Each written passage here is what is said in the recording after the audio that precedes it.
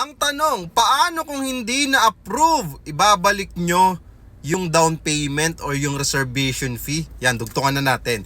Good question, Sir Warat. Okay? So, napakagandang tanong nito talaga. Ito yung mga inaantay nating comment dito sa mga video natin. So, ang tanong, ibabalik ko ba?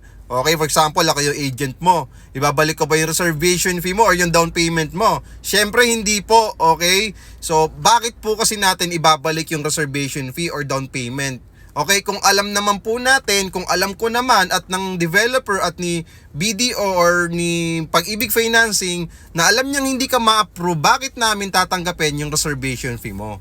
Okay? In the first place po, meron po tayong tinatawag na qualifications, pre-qualifications, pre-approval. That's why you need to send first yung mga kailangan na requirements bago po namin tanggapin yung reservation fee po ninyo. Kaya po dumadaan sa tamang proseso, okay? Kapag bank financing po kayo, isasubmit po na natin kay bangko yung requirements nyo, ipapa-pre-approval po natin sa kanila bago po tayo mag-reserve. Kasi po, non-refundable po yung reservation fee. Bago po tayo mag-apply kay Pag-ibig, okay, bago kayo bumili ng property sa amin, i-check muna namin as manager, okay, yung requirements mo, and then once na nasala na namin, next, ipapasa namin yan sa developer, and then once na okay kay developer, that's the time na pwede ka mag-reserve.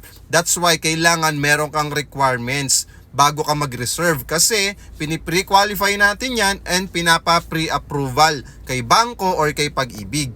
Kasi po, alam naman natin, para maiwasan yung ganyang senaryo, okay, na magagalit si kliyente kay ahente or kay seller, dumadaan po talaga dapat sa tamang proseso tulad ng pre-approval, pre-qualifications, para maiwasan po yung disapproval ng account.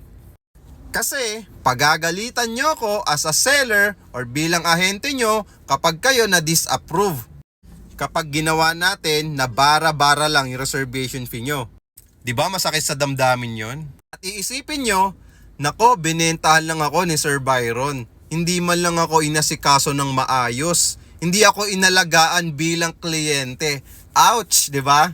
Pero hindi ganon. Meron talaga dapat na tamang procedure bago po tayo mag-reserve at dadaan po lahat doon ng kliyente sa qualification and pre-approval. Nang sa ganon, walang masasayang na pera.